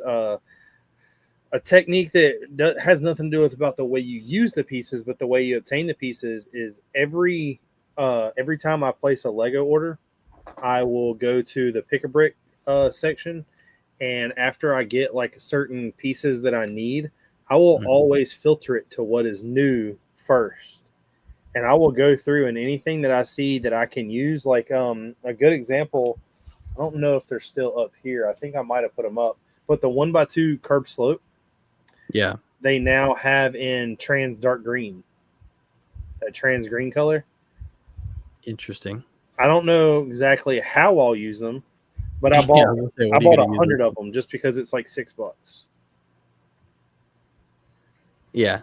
Yeah. I mean, like, so the only time of year I ever do that is right around Brick Fair. Ironically enough, I'm actually working on it right now.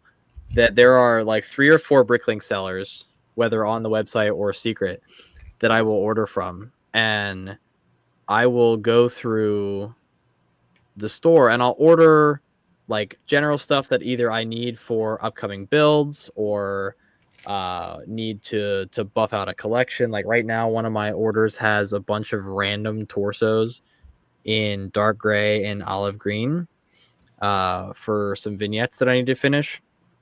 But like aside from that, like there's some random red parts for a project for a few years from now. There's like a ton of random stuff, but I'll also go through and like I'll click on plates and I'll go through and any earth tone color or weather color, I will add 100 of every plate. Oh yeah. Well, of every plate within relative, like dark tan, olive green, dark brown, reddish brown,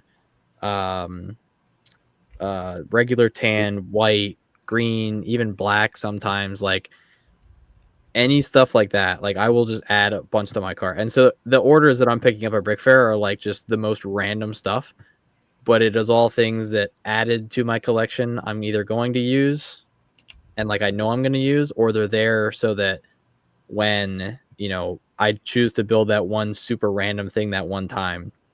Like a lot of this year's orders have dark orange because you're building Geonosis. I am building a Geonosis vignette.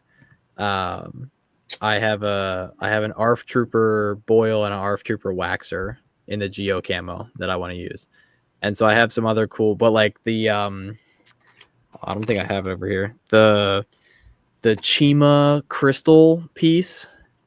Yeah. In trans light blue, there's like 15 of those in one of my orders. There's 15 of the orange ones because I use the orange ones for World War II stuff, but the trans light blue ones you can use for like blaster bolts. And so it's like random stuff for random projects. But that's usually the only time I'll go like out of my way and like find stuff that isn't in immediacy. Because a lot of times too, like if I'm placing a Bricklink order for a mock, it is parts I need for that mock strictly. Usually, Yeah. I'm not like searching the store for extra stuff. Because most of the time I'm spending an obscene amount of money on parts to begin with. And that's why in the profile picture it shows Gene with money in his eyes. Yeah. Because our ideas all some translate to money in Yeah. Gene's pocket. Our ideas feed his retirement fund. Yeah. Yeah. Although I haven't ordered from Gene yet, so I'll have to get on that. But I will say I have an order from Gene, but it's not, or an order to place with Gene, but it's not for me. My Yeah, wife, so Richard, the dollar signs though pushes us to be creative also. We end up having to come up with ideas, not how to build, but how to store the new parts and how to organize them. how to effectively that's overprice them for Richard. Yeah. Shipping fee. He pays an exorbitant shipping fee. I'm do. sure. But no, Maybe that's what I mean, need to do. I got to order from Gene to ship it to Richard, and then Richard could bring it to Brick Fair. hey, I could. we can do that. I don't We know. could do My 3 Bricklink orders to pick up at Brick Fair right now are over 700. So Jeez, dog. we'll see. We'll see. And I thought I spent still have- Brick I Fair. still have one more to. Well, so the problem is right now I'm sourcing parts for technically 5 projects all at once. 'Cause Yeah, I but have- Caden, you got to remember, our store focuses on used stuff. yeah, We're 95% used. So That's we're fine. the store to go to when you need those 3 pieces that nobody has, you know? or when I need we're filler not the brick. store. Yeah, we're not the store to go to when you need 3,000 2x2 black bricks. Got it. He doesn't have filler brick. I don't know if you've seen the post, but our boy George cleared him out. That is, yeah, that's fair. It's kind of crazy the fact that there are like fewer and fewer stores with quantity. It's because or I've said quantity this- in specific parts. Like they might have a ton of parts listed, but each part is a quantity of like, but I've said 9 this or like multiple 17. times. It's because Lego is phasing it out. I'm telling you, people, you can fight it all you want. If I can go and I explained to this somebody earlier, this is a perfect example. I'm building Haley's or helping her finish the border for her mock. Mhm. All right. I also need pieces for the bulge. So these leaf pieces right here are 18 cents a piece on Lego's website. Those are the But- ferns. Yeah. But you can order 1,000 of them if you need to, but they're 18 cents a piece. Yeah. I went to Bricklink today and found somebody that had 5,000 of them, I think. It was like 4,000 and some change. Yeah. For 5 cents a piece. So I bought 1,000 from him, saved over, $70. Yeah. Then turn around and Haley needs 2x16s. Well, 2x16s on Bricklink Bricks? for a plate. Oh, I For was a to say, plate, Jesus. start at like 67 cents and move up, and most people don't have very many of them. Well, Yeah. Lego had them for it was like 30 cents a piece. Right. Well, yeah, I mean it's either or. Like one of the things, especially when I'm doing bulk orders for stuff, I will look at both. I'll compare Bricklink to Lego. The problem for me a lot of time is that if I'm ordering a part, I finished a SDKFC, by the way. I am Nice. very nice. So now I have one more, and now I have to finish a tiger. The big problem for me is that like if I'm ordering parts, I'm generally ordering parts, and especially if it's like specialized stuff, I'm either ordering parts because it's parts I need for a specific thing that I am working on right now, or it is restocking bulk parts of mine that I am nearing the end of my collection of. And so like my one gripe with Lego is especially with wedge plates. The left one is always bestseller and the right one is always standard, and it makes me so mad because we're like, okay, I'm gonna order 1,000 of each. The left ones will be here in a week and the right ones will be here in a month and a half. Yep. Like that's not helpful.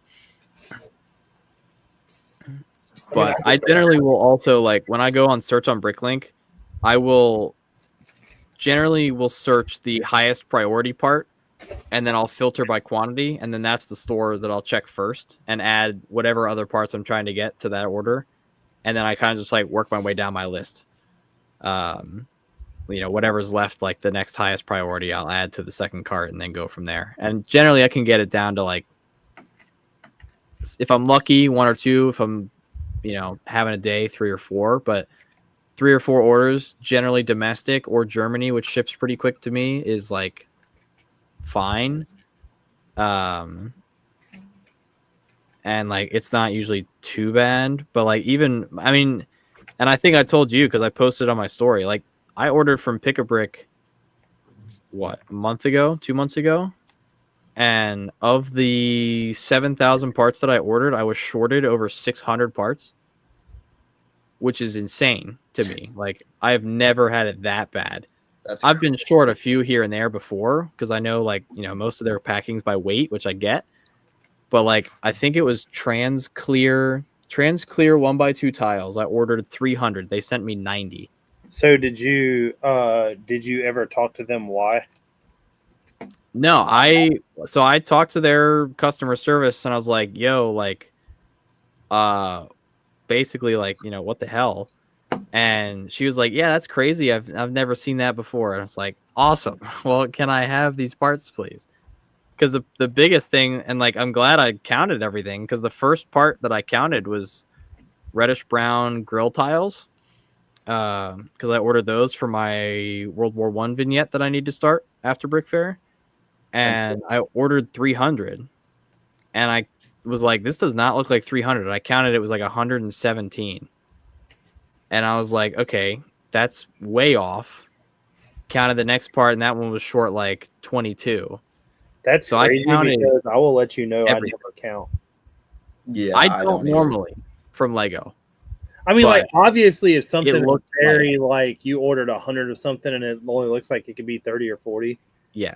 But I normally don't count. So this Lego order right here is the first one that I've not went completely through, mainly because all the pieces in there are going to be used for Star Wars.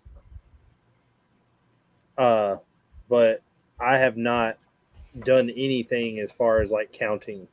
The Lego order that I'm about to place, I think is for, including Haley's order, I think it's 5,100 pieces. Yeah.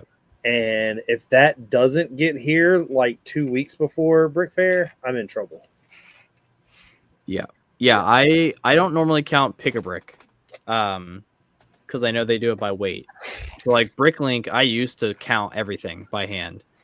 And it got to a point where I was ordering stuff in such bulk quantities that and especially because I was ordering from the same stores over and over again, that generally I had counted them once or twice. I knew they were usually pretty accurate.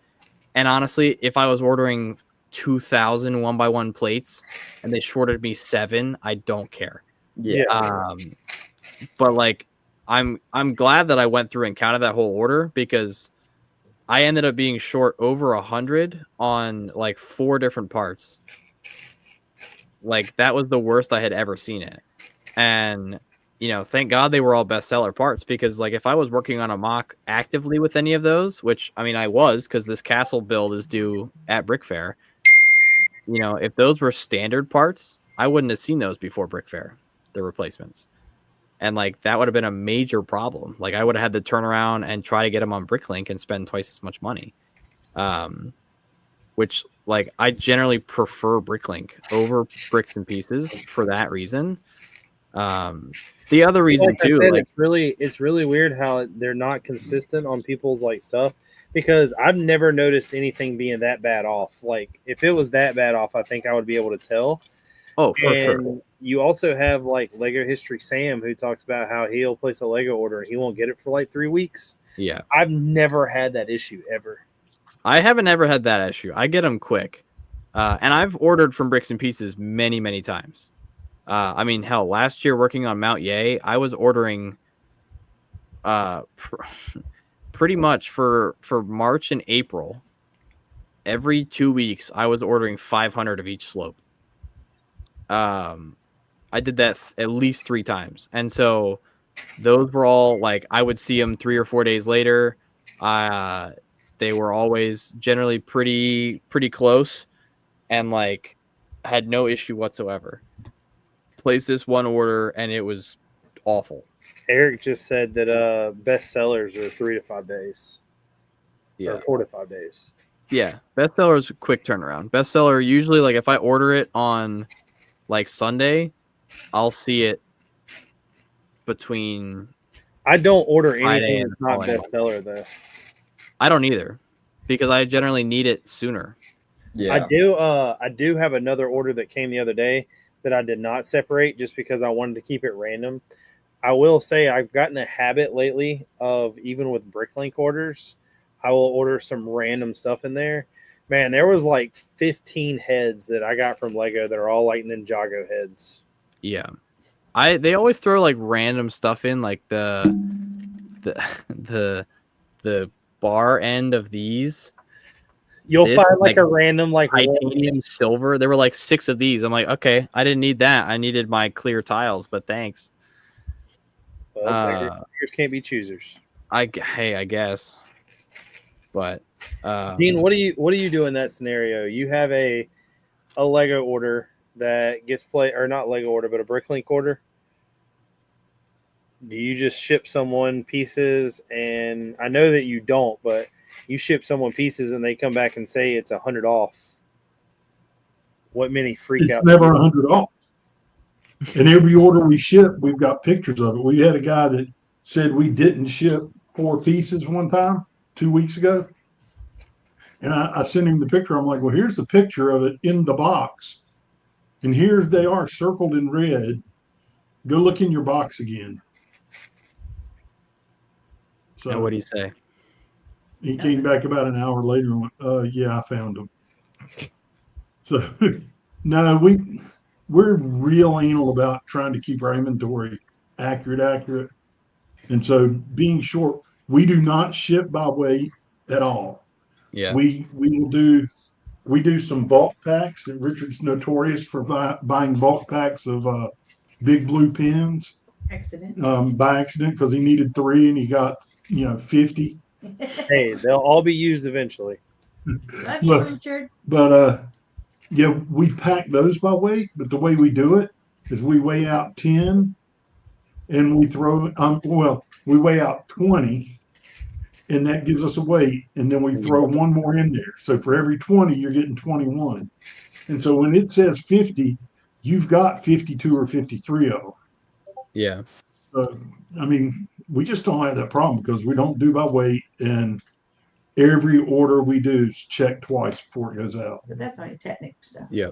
Yeah. I mean, one of the things, like, and this goes back to ordering in like such high quantity. I mean, I have placed Bricklink orders that have been over 10,000 pieces, and a lot of time, and especially depending on the seller, like one of the stores that doesn't exist anymore that I used to order from, they basically like on there, and I don't know, I mean, I'm sure you know how to do it. Like there's a means that they can list them in quantities. So it's like, they list it by 100 or whatever. So like they have them bagged in 100. And so, I would order 1,000 and they'd send me 10 bags. And that was like, I didn't have to count it. It was that simple. And I loved it because I could go on and they'd have everything listed by, 50 or 100. I'd go in there, order, because I'm also, and I'm going to get reamed for this, I'm sure. I'm the guy who only orders like round numbers. So if you have 31 in your inventory, I'm only going to order 30.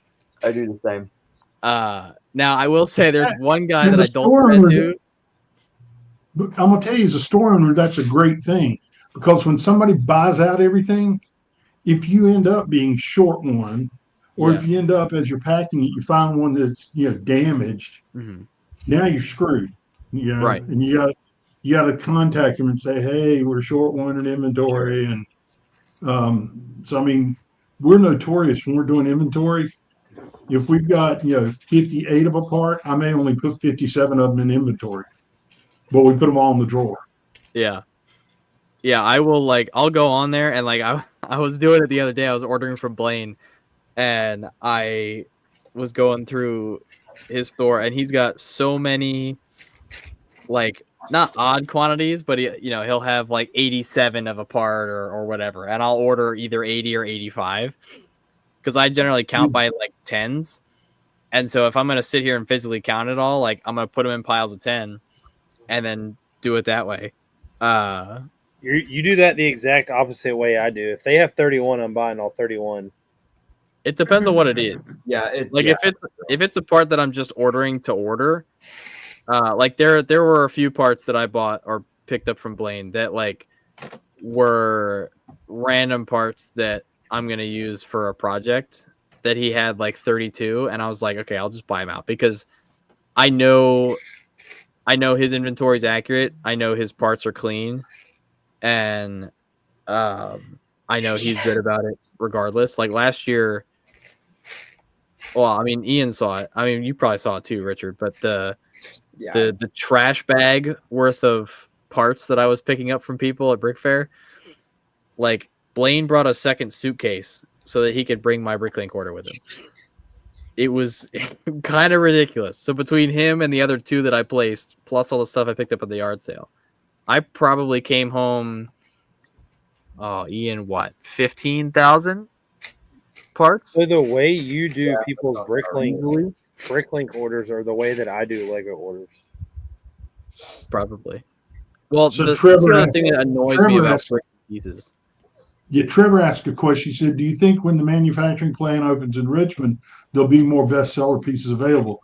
And the I answer to that is yes. They've already announced that that's one of their goals is to have more stuff domestically available. Maybe they'll manufacture the right heard- side wedge plates. uh, Maybe they'll manufacture the right side wedge plates. right. Yeah, well, what I've heard is they're going to have duplicating efforts. The stuff that they're not manufacturing here, they're going to ship in here in Interesting. bulk. I mean, They are now building a distribution center. yeah. I think about an hour from where the manufacturing is. Yep. So, it's going to be big. I mean, all I want now is for them to remove the 999 limit because that's the other reason I go to Bricklink is that like if I'm looking for a massive quantity, Yeah. I don't want to have to place 5 orders. Why though? Why does it matter? Because you're paying, well, and you're not paying shipping on each one in theory, but like the difference being if one gets stuck in the warehouse or blah blah, and then like for The Bricklink, difference being is you get 6 of the gift with purchases. I mean, I guess, but honestly, if we're talking me specifically, there's maybe 2 gift with purchases a year that I would actually care to have. Doesn't matter if you care to have them. There's other people who will. Sure, They have money. I got that. However, at the same time, like if I can go on, here's the reality of it. I need 8,000 2x4 bricks in red, right? I'm gonna go on Bricks and Pieces, and I'm either gonna do 8 orders of 1,000 each, or I'm gonna go on Bricklink and do one big order of 8,000. I'm gonna pay out the ass for shipping, but the convenience of getting them all at once versus dealing with USPS delivering 8 separate packages is I get enough for both sides of that. justification. It depends on what it is, but that's where I'm at. Like Bricks and Pieces, I'm usually using for like smaller projects. Like I'm ordering a bunch of white parts for some upcoming builds. That like I don't need a ton, so I'm ordering them on Bricks and Pieces because I can get 200 or 300. And yeah, UPS. Well, either way, UPS is sometimes just as bad as USPS. But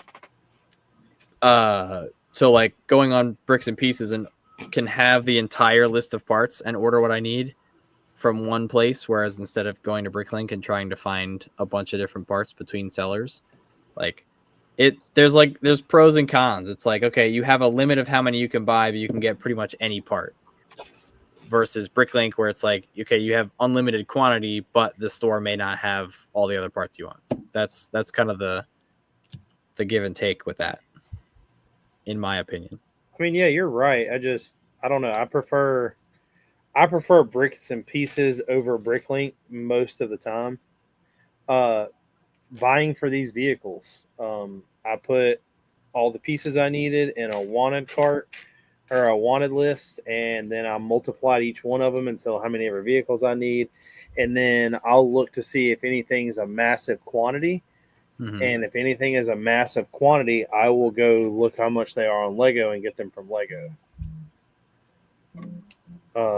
Just from the simple fact of trying to find a store. And this is a huge difference between me and you in this aspect is when you're buying like massive quantities of like slopes, for instance, you want 4,000 slopes to finish rock work. Yeah. Whereas I might need 500 1x8s to finish vehicles. Most stores might have 4,000 of those slopes, whereas no store is going to have 4,000 of these 1x8s. And if Sure. they do, it's one of the stores that has them at like $4 a piece. Well, I mean, yeah. Well, I mean, so I think that example specifically, like, now you're kind of leading into the supply and demand of certain parts. Like, obviously, if you go to find a 1x1 tan plate that's been on the pick a brick wall rotation for the last 3 years versus going to find a 2x4 plate in sand red, if I need 500 and you need 500, yeah, obviously one's going to be easier to find than the other. But that's not to say that like there isn't a means of kind of looking at it from the perspective of like, if you're ordering 500 1x8s, but that's the only part you need, versus me if I'm ordering 11 different parts and I'm ordering 2,000 of each. I'm doing I still would pick Lego over Bricklink at first. I mean, I'm gonna check both because I will sit there. To be when I first started like buying Lego, I used to be heavy Bricklink. I would place every single order possible. Yeah, I would do whatever I could not to use Bricks and Pieces. I still do that. I still use basically Bricklink only. Yeah, I mean, I'm heavy Bricklink. I'll check both, but I will also sit there and I will go through stores to figure out how many stores I can get it down to. And I'm pretty, like, I have a system. I'm pretty adept with it nowadays. I mean, I've been doing it at this point for nearly 10 years, which is insane to think about. But like Bricks and Pieces as a whole, like, I guess it depends on what I'm ordering, honestly. If it's stuff for smaller projects, I don't mind it. Said both are tools. It's the apples to oranges at the end of the day. I mean, yeah, though on the one side you get free shipping, you get your points, but you have a cap, and the other side, like, technically there's no cap. I mean, technically there's no cap, but you're placing multiple orders to facilitate whatever quantity it is you're trying to get. Whereas Bricklink, if the store's got 20,000, I can order 20,000 right then and there. But it just depends on what I'm ordering. We're all ordering and spending a lot of money on Lego. Yeah, we're all poor because we have way too much money in plastic. Yep. Well, on our end, you guys keep spending a bunch of money on Lego. We have to spend more money on storage. That's true. I mean, all I'm saying is the day that ABS plastic is more valuable than gold, you're going to see a new generation of millionaires. That's all I'm saying. Yeah, we'll be rich. Will that day ever come? Technically, Lego is already worth or went up more in value than gold is. Yeah. I could buy a house. If ABS plastic was worth more than gold, I could buy a house with my collection of dark tan 1x1 plates. You easily could. Real shit. Buy a mansion, honestly. For reals. So, Caden, when we were insuring the business side, the Legos, it's no secret, the Legos in our house. Yep. So, which is the why Lego is in your house? What a weirdo. No, I mean the store. The store. He knew what you meant. He was teasing you. But that's part of why we don't let people behind the curtain, because we just don't think people need to see. Unless we check their pockets and frisk them. All Right, right. Richard? I like it. But anyway, where I was headed with this, we have to update the insurance on it every now and then. And when I was talking to the agent last year, we hadn't updated the insurance in 2 years. And so I told him how much we needed to insure. We got 2 different policies. One is for the personal collection, the stuff that we keep. The full wall of modulars is $20,000. Yep. And we've got collections like that. TV collection over here, and Technic collection in the front room, architecture in the living room. So I gave him one number, and it was the personal collection side. And he goes, "Wow, you've got a lot of stuff in your store." I went, "No, that's the personal collection side." I said, "Now the store side," and I gave him a number. And he was like, "Wait a minute. I can't insure the house and the Lego on the business policy. I'm just insuring the Lego inventory." I said, "Yeah, that's the number I gave you." Yeah. So the Lego in this house is insured for more than the house is. Yeah. No, so when I move out to and wherever that ends up being, like, there will 100% I will be insuring my collection. Oh, same. But like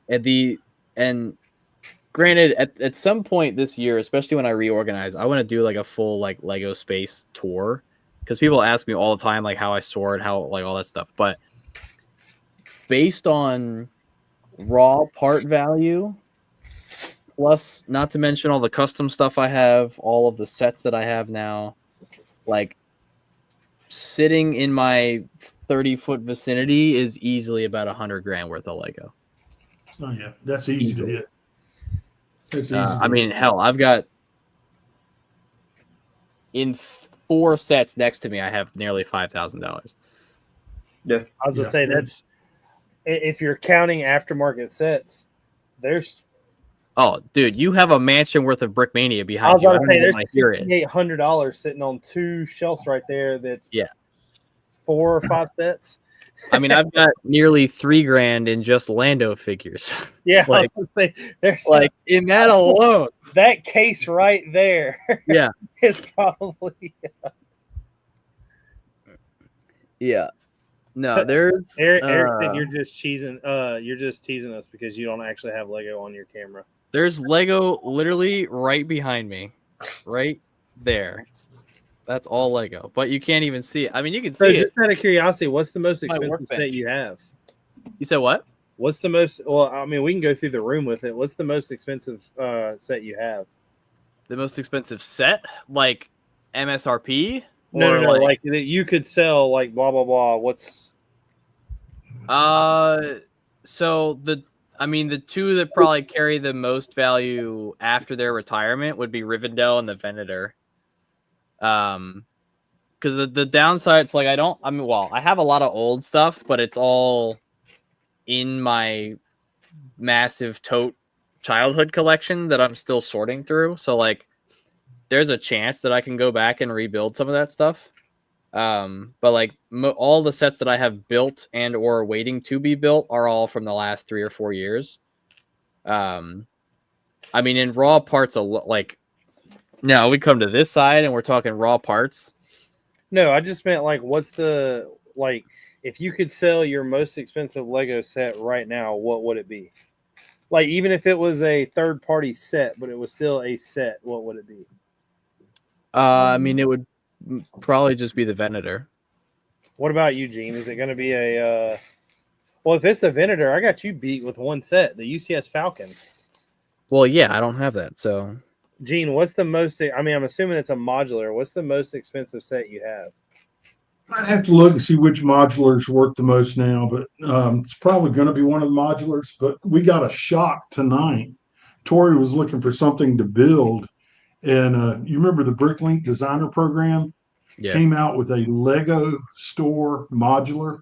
Yeah, it was a modular that looked like a Lego store, and I think it was like $160, $180 brand new. Right. It's $630 right now. Hell yeah. It was $180. open It's it? now $630. Huh? That's almost as much as the did you Venator. open it? No. She said, never mind, I'm not building that. I'm building a Daily Bugle. She's finally building the Daily Bugle. So what about you, Lazy? What's the you have one Lego set? What's the most expensive one you got? That's the thing. I don't really have any Lego sets. I just build at this point. I think the most expensive one I would have is probably the Mustang. Okay. So the most expensive one I have when it was bought was over 1,400. I don't know what it's now. What Which set is one's that? that? The B-17. Oh, well, okay. Well, I mean, yeah. Dude, those are probably like $4,000 on eBay right now. Who knows? Oh, yeah. Brickmania people are insane. I know. If it's straight Lego set, I want Gene, what's the Porsche worth? Used. I haven't looked at it in a while. Hold on. So I know it was convention prices, but somebody was selling a Firehouse for 1,200. Well, I mean, if I sell my collection for convention prices, I'm chilling. I can retire right now. Yeah, I'm retired. Yeah. I'm done. I'm gonna let y'all know that this weekend at the convention, there was people that were asking, like, there was somebody who had the Batman helmet or mask, whatever you want to call it. They were asking 110 for it. That's insane. Well, at So, Brick Richard, Fair last year, the current listing price for used the 911 GT3 RS is $554. So what about the Death Star 2? Well, I was going to say the current listing price for the GT3 RS new is $1,300. What is the Death Star 2? Not the Death Star 1, but the Death Star 2. There it is. are you ready for the Death Star 3? I don't know. You know, I talked a lot of crap about how I was going to buy that day one. Yeah. But the more I think about it and the more I realize like how much $1,000 would get me in parts, Yeah. they really better show me a picture that convinces me. That's what I'm saying. I'm not buying it until I see it. New or used? Use. 1,024. Damn. So that Lego stamped, that's probably the most expensive one I have. Yeah. If you had it new. Yeah, if you have it new, it's $2,150. Yeah. The Republic gunship's jumped up quite a bit ever since it retired. Yeah, it sure has. Yeah. I'm literally just going to have to dump out all these pieces for these two tanks because I screwed up. Well, the last thing I want to bring up before I probably ditch you, go to bed. The at Brick Fair last year, I was on a roll getting figures for stuff, and I was buying more of my Frodos. Shocker. And I was buying them for, I think I picked up 11 over the course of Brick Fair. I was picking them up for like $3, $4, $5, $6. I go over to one of the vendors, and I won't say who it was, but you'll probably know who it was based on this, what I'm about to tell you. Bricktoria's Secret. You said what? Bricktoria's Secret. No, Bricktoria's Secret is actually okay. This one was much worse. He had one listed for 30, and I was like, okay, why is that listed for $30? And he was like, oh, because it's retired. It's like, yeah, well, I bought 6 today, and I bought them all for like $5. And the worst part was that the face on it was damaged, like scratched. And so I was like, is that like are you going lower than that? He's like, no, I don't think I would. And I'm like, all right, peace, like, see ya. But this is the same guy that at Chicago I tried to buy the Armorer from the Mandalorian. Yeah. And he had it in his case for $45. So while standing at his booth, I ordered one on Bricklink for $12, and it was at my house before I got home. That's pretty crazy. For a Pulled that monster, trick at a you never know show. what I'm doing. I pulled that trick at a show last year too. Yeah. We wanted something. The guy wouldn't negotiate down. I was showing him how I could get it on Bricklink and have it shipped for $100 less than that. He's like, "Well, then do it." And I stood right there and went, "Okay, I just did." Yeah. Be like, see ya. I You could have had honestly that like. money. You could have had that money in your pocket, but no. I get how the vendors do that. Like, and I get they do it more or less for the public so they they can make their money off the people that don't know any better. But like on the public day or the private days, like, come on now. Like, that's, you really think I don't know what I'm looking at? That's And what I'm I really- really never understood is why they try to like act like they're gonna trick us. Exactly. They're after those impulse buyers. Sure. People Well, that and got some of the broken. vendors are chill. Like Bricks a lot at Brick Fair every year. Like Yeah, they at I mean, number one, I love them. I order from them all the I was time. about to say but- Heather's the girl. Yeah, Heather's where it's at. Yeah, But they every year, like Wednesday and Thursday, they dock their prices by like $1 or $2 on like everything, or like, She mostly just, on figures. they were just showing. So I have the only purchase I made this weekend was a bag full of minifigs from them, Yeah, and I was laughing because she always picks on me. Every show she'll come look at my build and like talk to me. Her and Haley are really good friends, Mhm. and she was laughing because I bought a Ninjago alien, a Star Wars alien I didn't have, and then Haley wanted a Jar Jar Binks because she didn't have one. So I got that, and I got Mad Eye Moody from Harry Potter, okay. and then a pirate Goomba from Mario, and then this little like Lego tile. Mhm. And she was like, she looked at me, she was like, "Richard, why are you buying this? None of this has to do with military, and you do not need it right now." Yeah. Yeah, no, I bought at Brick Fair last year.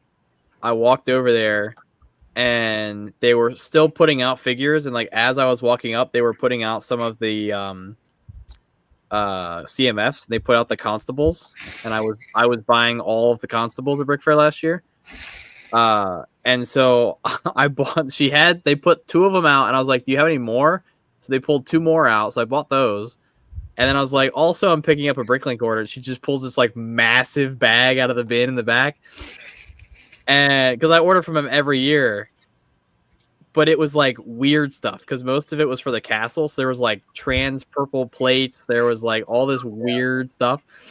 And she was like, this doesn't look like a beach landing. And I was like, that's a good point because it's not. But like my order from her for this year, there's a bunch of white. There's a bunch of like I was saying, the random torsos for builds. There's a lot of heads on this one. Trevor said the wildest one at a show I've seen was the Batman and Joker balloon escape for $70, and I bought it last year at Brick Fair for $4. That's insane. And to answer your question, YOLO, no, the armor is not worth $45. Yeah, no, it's like retired sets is one thing, but the craziest thing is when I see sets that are still actively on shelves for like 50% markup retail. Oh yeah, Which that's is just one thing great. I've never understood. Because so like, I don't know how many people know this, and I'm pretty sure Caden does, and I'm pretty sure Lazy does. At Brick Fair, if you arrive on Wednesday, there is a store that is shown up on Tuesday and pretty much bought out that Walmart. Generally. Yeah. They will, because if you're there for the convention, if you want something, you're going to have to go to one of them. Yeah. Well, the Trevor just said that all the F1 speed champions were $45 at the show. yeah. Ian, was it last year that I found the trash compact, or 2 years ago? I think it was 2 years ago. We walked over to Walmart in the morning before the convention center opened. No, that was and they last had. That was last year. Was it last year? It was last year. I'm like 100% sure that was last year because I remember that. And they had the Death Star trash compactor diorama, which was the only one I didn't have. And they had it for like $15 off. I was like, cool. I was like, I'll take that. Yeah, I remember that. You bought that last year. Yeah. But all I right. need- Well, it's good. I was going to say, I need one of the dioramas. I need the Dagobah. That was the first one I bought, and I bought it only for the quote tile. The only reason I bought it. I need to get it. But like you were saying, it is that time. Yep, it's bedtime. Yeah. So It is. we are going to end it. We did not bring any mock. Well, I brought mocks to the table. I also had some Lego orders, but I guess we will wait till our Lego releases till next week to go over those. Thanks everyone for hanging out. Thanks everyone for the chat. Who ended up on top, just out of curiosity? Trevor got number 2. Who's number 1? Let's see. Eric Larson took number 1. But we will see you all next week. There will be another guest next week that has been here multiple times before. I'm glad he is coming back. But everybody, take it easy. Yeah. Peace. Yeah. Clicks and clacks, building blocks, let's begin. Stacks on stacks, with beards we always win. In a world of plastic, our minds spin. Brick by brick, where do we dive in? Brickin with the beard, we never stop. Talking pieces, colors going